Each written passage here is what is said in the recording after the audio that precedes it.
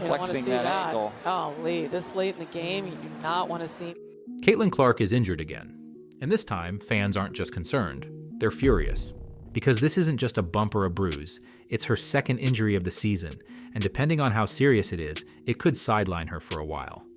But what's really frustrating fans is how avoidable this whole situation was. Stephanie White has now got questions to answer. Because this goes beyond one play. It's a cumulative effect, and it's been building all season. From the refs to opposing players to the Fever's own decisions, Caitlin Clark is not being protected as she should. Not physically, not strategically, not by the people who should know exactly what she means to the game.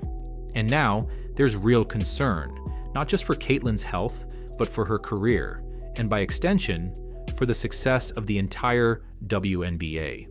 We've already seen what happens when she's not on the court. Ratings dip, ticket demand crashes, the excitement flatlines. That humble pie moment after her last absence, the league is about to get another extra large slice.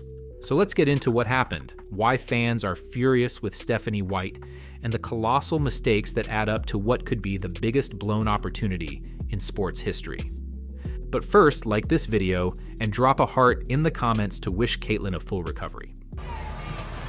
Boston hands it off as Clark's back in. She goes down. Oh, And midcourt and you don't want to flexing see that that. ankle. Oh, Lee, this late in the game, you do not want to see. So this was the play against the Storm where Caitlin Clark appeared to aggravate her groin. And now she's officially out for an undetermined period of time. Stephanie White called her day-to-day. With Caitlin, when did you guys find out about this groin injury, and how much of an absence do you expect from her beyond today? Yeah, late last night. I think it's very much a day-to-day thing, how she responds to treatment. But Fever fans have heard that before. How is she doing? Is there any timeline for her return? Yeah, she's doing well. She's doing well. Again, no timeline. I think it's day to day, and for us to just make sure that we're continuing to be supportive of DB. Now that we know DeWanna wasn't really day-to-day, she'd requested to sit out as the team quietly shopped her around, fans aren't buying Stephanie White's press conference answers anymore. It seems like this could go one of two ways.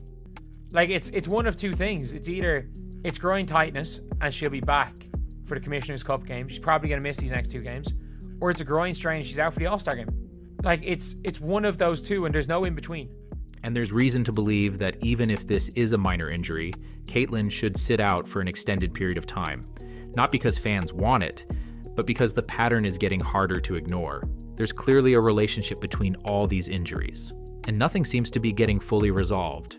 But I think we're getting into territory now where it is not, I don't think it's a good idea to just chance it. I don't think it's a good idea to put pressure on yourself to perform when obviously these are all left leg. These are all in the same leg area. So there's definitely something going on around there. And beyond all that, many believe this isn't just a case of Caitlin getting hurt on one random play. The growing belief is that she's been playing through an injury for days, maybe weeks, and just aggravated it against the Storm. And honestly, there are a few compelling reasons fans are buying into that theory. First, the numbers. Since that brutal game against Connecticut where she got roughed up, Caitlin's looked off. Not just cold, off, especially from three. She's gone 1 for 23 from deep over the last few games. For someone known for logo threes, that's not a slump. That's a warning sign. But then, there's this. So if you guys did not see, in this game right here, against the New York Liberty, she's doesn't have anything strapped up, and people are saying her quad was strapped up against Connecticut Sun. That is a very high strapping up for a quad. And this is where fans are losing it on the Fever. And more specifically, Stephanie White. Because if Caitlin really was playing hurt all this time, then it means one thing. She was rushed back. You guys rushed her back. And within rushing her back, she re-injured that same quad. And then you rushed her back again. And then within rushing her back, she was forced to put pressure and put stress on different areas surrounding that quad. That leads us to our most recent groin injury. It's true, when one part of your body isn't 100%, you start compensating, shifting pressure to other muscles and joints. And that's how you end up with even more injuries. So when fans saw Caitlin with that heavy wrap around her leg after her return, the question became obvious. Should she have even come back that early? And speaking of that, let's go back to the Storm game, because this is the moment that has fans absolutely livid with Stephanie White. There's a lot of speculation that she did get hurt in the final seconds of the Seattle game. Caitlin was put back into the game with seconds left, up by 8. Like, why? Sure, maybe Caitlin asked to go back in. Maybe she was trying to break out of her slump. But with 16 seconds left and the game already in hand, the coach's job is to protect the player, especially this player. This one's on the coach. This one seems to be on the coach. Add in the fact that she's clearly been playing through pain, with her leg taped up multiple games in a row, and you really start to question Stephanie White's judgment. Because at some point, it stops being about guts and starts being about risk management. And right now, a whole lot of fans think the Fever and their coach failed that test. Caitlin Clark clearly not looking like herself. The Indiana Fever has the game put away, yet we still put her back in the game at 45 seconds left. Caitlin Clark dealing with an injury, not looking like herself.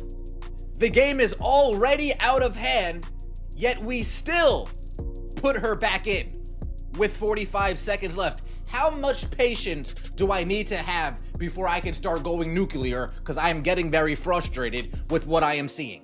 And this is where fans are really starting to worry, because it's becoming clearer that Caitlin Clark isn't being managed the way she should be. She's got that ultra-competitive fire. She wants to play. She wants to help the team. She knows the spotlight is on her, not just from Indiana, but the entire WNBA. She's carrying the weight of everything, even if she doesn't talk about it. But that's exactly the problem. When you've got someone who pushes through pain, who never wants to sit, who feels responsible for a team and a league, you need a system in place to protect her from herself. Because if she keeps pushing through, if she keeps playing hurt, eventually it won't just be a missed game or two. It could be everything. I just wonder if she's playing through a little more pain than she should. I mean, look what happened to Tyrese Halliburton in the NBA Finals game when he tore his Achilles heel. He had also mentioned having some pain there, and this was like the pinnacle of his career. So he attempted to play through that, and at the very end, he went down. And that's what makes all of this even more alarming, because just a year ago, the idea of Caitlin Clark missing significant time felt unthinkable. She didn't miss games at Iowa. She powered through everything. That was part of her legend. But now, she's missed nearly half the season, and it's all linked to what looks like a lingering issue with the same leg. An issue that's noticeably affecting her performance. An issue that, if not managed properly, could nag her all season or longer. There's something going on. Is it the nagging quad injury? But it's something to do with the lower half of her body. It is a groin injury. Now we've got an idea of why she's struggling from long range, where it requires, some real push on three-point shots, especially the kind that she takes. And there's nothing worse than a groin injury. It will nag the shit out of you. Trust me, I've had several. And here's what's especially concerning. This isn't just about one injury. It's about compensation. When you play hurt, your body adjusts. You favor one leg. You shift your mechanics. And that's a dangerous game, especially for women athletes who are already more prone to knee injuries due to anatomical differences. But the thing that you have to be careful of is if, say, you try to rush her back from this injury as well, then you're getting into this territory where a very serious injury can happen. And with women as well, we are more prone to knee injuries even than the men because of the angle that our hips go to our knees. So the last thing you want is her compensating or her groin not firing properly, and she goes to cut to the side and then all of a sudden something blows in her knee. That is what the Indiana Fever, that is what Caitlin need to avoid the best that they possibly can. So if it means that Caitlin is out for 3 weeks, if it means that she is out all the way through All-Star, then so be it. She has such a long career. We've seen it time and time again. Courtney Vandersloot, Juju Watkins, Cameron Brink. The list of star women's players who've gone down with serious knee injuries is long and heartbreaking. An ACL tear isn't just a setback, it's a season ender, a career-altering moment that can derail everything. And here's the nightmare scenario. What if that happened to Caitlin Clark? Imagine her tearing an ACL in garbage time, during that Storm game, while already playing on a clearly compromised leg. That wouldn't just be a tragedy for her, it would go down as the biggest tactical failure in WNBA history, Full stop. We're talking about a moment that could have set the league back a decade. All the momentum, the new fans, the record-breaking ratings, gone in an instant. And that's not hyperbole. Because here's the hard truth. No player has ever meant more to the league's future than Caitlin Clark does right now. And if you think I'm exaggerating, wait till you hear how devastating this is for other players in a few minutes. Now, to be clear, this isn't all on the Fever. Fans and analysts are now calling out the league itself for how the situation got so bad. Because the officiating has been atrocious. And it's played a massive role in this whole mess. And like, they just kept shoving Caitlin. They're like, well, they can't just keep calling fouls. I'm like, they're literally just running around hacking her. The referees have made it like a point that this is how you beat the Fever. You hack them. You don't even, it's not being physical. You just hack them. Because the referees are going to allow them to be hacked. It's no secret that the Fever have consistently gotten the short end of the whistle this season. And nowhere is that more obvious than when it comes to Caitlin Clark. Game after game, opposing players are taking free shots at her. Bumps, grabs, body checks, and walking away with no consequence. And while fans have been sounding the alarm for weeks, the game against the Sun was the moment everything boiled over. Because it wasn't just the now infamous eye poke or the body check that had fans in an uproar, it was everything that led to that moment. This is JC Sheldon right here with an entire handful of Caitlin Clark's shoulder and bicep, and she's twisting it. Okay? I mean, this is wild. Here's the zoomed out look, the snapshot. I mean, this league does not have control of its players. But this level of physicality, apparently, is part of the WNBA's DNA. Because while we can argue over missed calls against Caitlin Clark and the Fever, this isn't just an Indiana problem.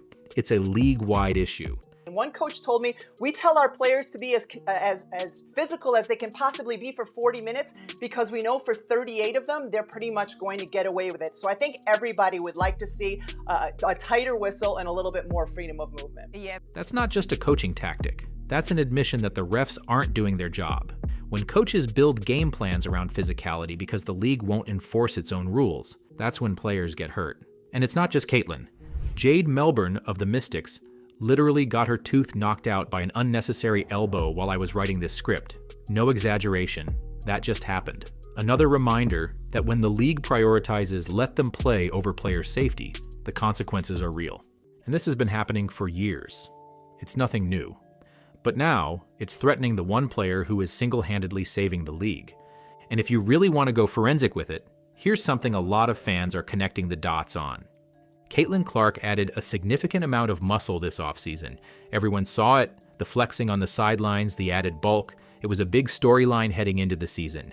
But the reason she had to bulk up was because she was taking a beating last year. The message was clear. If you're going to survive in this league, you better build armor. But here's the twist. When you rapidly add muscle, especially in your core and legs, it can mess with your mechanics. Your stride changes, your lift on shots changes, and most importantly, your risk of injury increases if your movement patterns haven't adapted fully yet.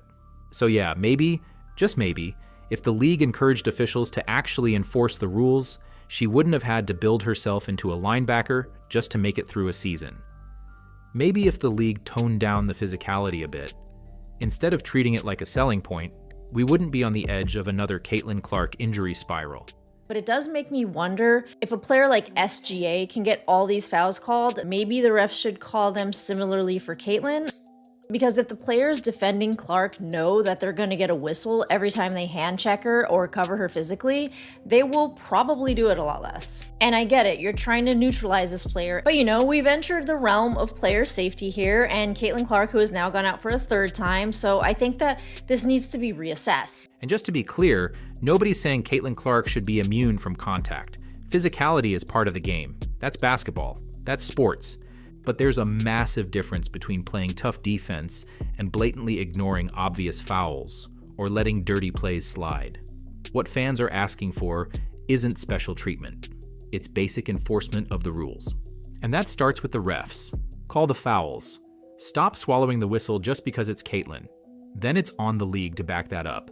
Find the players who cross the line, suspend the repeat offenders, and set a standard. But it also starts with something more fundamental. Respect. Respect from the other players. Respect for the star who's not just growing the game, but putting food on everyone's table. Whether they want to admit it or not, Caitlin Clark is the rising tide that's lifting all boats. And if you look at other leagues, like the NBA or the NHL, stars get protected. And it's kind of mind-boggling that none of this has been addressed. Because what happens next? It's going to be ugly. Again. And it's also a huge blow to the WNBA. Whether some fans like it or not, it was proven the last time that she was out with injury that the WNBA does better when she is on the court. The WNBA ratings across the league dropped by over 50% when Caitlin Clark was out with injury. And this is obviously such a crucial time and a crucial year for the league because they go into CBA negotiations at the end of the year. It's to the point where it's not even a debate anymore. It's a measurable pattern. When Caitlin Clark is out, ratings drop off a cliff. Viewership stalls, social engagement dries up, and suddenly the WNBA feels quiet. But the moment she comes back, boom. And it's because of moments like this. It's the nerve, the second-year players clearing out that side of the floor, shooting on Stewie, and then watch the reaction with one another. Stewie's laughing. Caitlin knows it's ridiculous. Just out there having a good time. Caitlin's return against the Liberty wasn't just a feel-good moment. It was a ratings earthquake. That game averaged 2.2 million viewers and peaked at 2.8 million. One of the highest-rated games in WNBA history. Because when Caitlin's on the floor, people show up, in the arena and on their screens. But now, we're about to watch the numbers tank again. And it gets worse. There's a real chance Caitlin misses the Commissioner's Cup final, a marquee event meant to boost league excitement and revenue. Even worse, she could miss the All-Star game. That would be a full-blown ratings disaster. And for the players, the stakes aren't just about exposure, it's cold, hard cash. Even if Caitlin misses just one of those events, the ripple effect could mean millions lost in potential ad dollars, bonuses, merchandise, and momentum. This isn't just about the Fever. It's not even just about Caitlin anymore. The entire league is gambling with its biggest ticket, and fans know it. I need to get in the field. You need to come to the I meeting. gotta get in the meetings because I'm hearing like, yeah, they don't give us. If y'all don't give us what we want, like, we sitting out. That's a possibility for real. Yeah. If WNBA players think they have any leverage left after a second Caitlin Clark hiatus, they're kidding themselves. Owners aren't going to cave to demands knowing that Caitlin Clark is driving everything, the ratings, the merch, the media buzz, and when she's not on the court, the numbers collapse. Everyone sees it now. Her first injury closed the coffin on player leverage. This one nails it shut.